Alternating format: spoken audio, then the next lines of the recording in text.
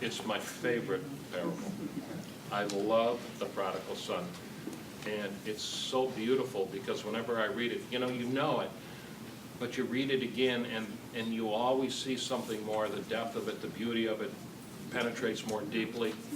But I always read it in the context of the son coming home, humiliated, with his head bowed, and what happens? The father greets him with open arms. And that is so good. The son, the prodigal son, prodigal means somebody who wastes his resources, wastes his money, just wastes it, and aggressively wastes his money. So the son, the younger son, who becomes the prodigal son, goes to his father and says, "Father, give me my share of the inheritance." Back in the culture of the time when this parable was first spoken by Jesus, the inheritance was divided up only among the sons, and the eldest sons got a double portion of the inheritance. So this man, the father, had two sons, so that means that the younger son, the prodigal son, got 1/3 of the inheritance. And the older brother, we'll talk about him in a second, got 2/3. But now the thing is the inheritance was not passed until the parents died. But yet this younger man wanted it now. And his father gives it to him. So it's very surprising, very surprising. What kind of father would give his inheritance, before he passed away? He still has need of those resources, right? He does. But yet the father gives it to him. Why? We don't know. The scripture doesn't say. But the son goes to the father says yes. What happens then? The son goes, "Oh man, I got a ton of cash, man, it's just never gonna run out, I can do what I want." And he goes off into the far country. What does far country mean? Far country means someplace else, someplace that was not his home, someplace where no one knew him. And he spent his money in loose living. And he spent it all. He wasted it. He did nothing good with it. He was totally driven by his desires, and he was blinded, really blinded by his own lusts. That's what it was. He was intoxicated, feeding every desire he might have had or felt. Then a famine comes over the land. The money dries up. The prosperity dries up. There's no more commerce. Everyone is trying just to survive. He's spent his money. What does he do? Come on in, Paul. Good to see you. What does he do?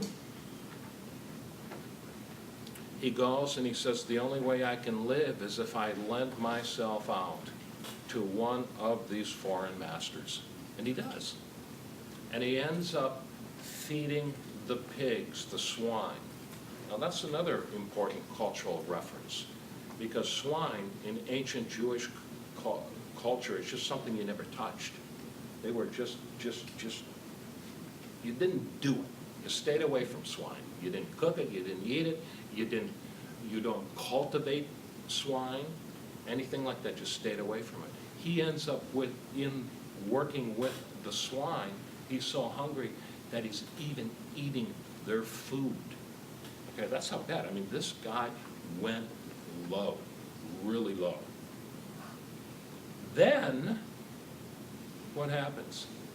He's sitting in the pit with the swine, eating their food, and it says, he came to his senses. Now, I love that phrase. And what does it mean? He came to his senses. So I looked it up in the Greek. In the Greek it says, he came to himself. He came to himself. He came to an awareness that I was not created for this. This is not me. He began to see with clear eyes and with a clear mind who he really was. He's a son of the Father. He's not a hired servant of the foreigner. He is not meant to live among the pigs. He found himself. Something opened his eyes. And that recognition of who he was created to be started what? His journey back home. This has a practical dimension. When I talk to people that are coming out of the pit, I call it out of the deep darkness, and often it's young men who got wrapped up in drugs and something like that, and they're trying to find their way out. You know what I tell them? I say, you're created for better things. That's what I tell them. I says, this is not you. And you know what? They respond. They really respond. They listen to that because they're trying to find their way out. And in finding their way out, they have to find themselves. And that's what's really going on. They're trying to find themselves. And then here's the kicker. When you're on the journey to find yourself, you know who else you find? You find the Father. You find the Father. Sometimes you don't have to talk to people about God. You have to talk to people about who they are. Who they are. And who God created them to be. Because everyone, especially young men, they yearn for that and they search for that. And especially when they've come to their senses themselves. When self-awareness starts coming in and they're able to see that I am in a pit. I am in a darkness. How do I get out of it? You get out of it by growing into an awareness of who God created you to be. Back in those days, see, the man knew, the young man, the prodigal son, knew he was the son of the Father because he left the Father to go into the far country. In our time, people don't know who the Father is. It's a crisis of just titanic proportion. It really is. They don't know who their Father is, so they don't know who the Father in heaven is. So you tell them. You tell them. Say, you're a son of the living God. But you don't say it exactly in those words. What you do is discern what talents and gifts and abilities they have, and you tell them that. You'd be really good at this. You know what I like about you? I like that.